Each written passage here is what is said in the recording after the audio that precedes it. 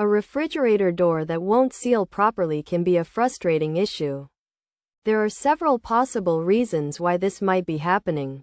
Firstly, dirt or debris may be hindering the door from sealing well.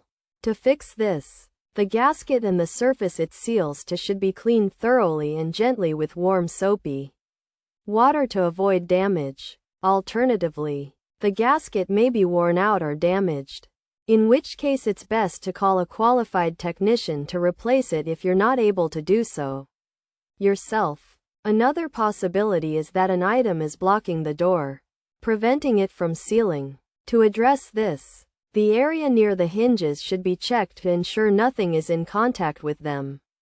Additionally, if the gasket has been in use for a long time, it may have become rigid.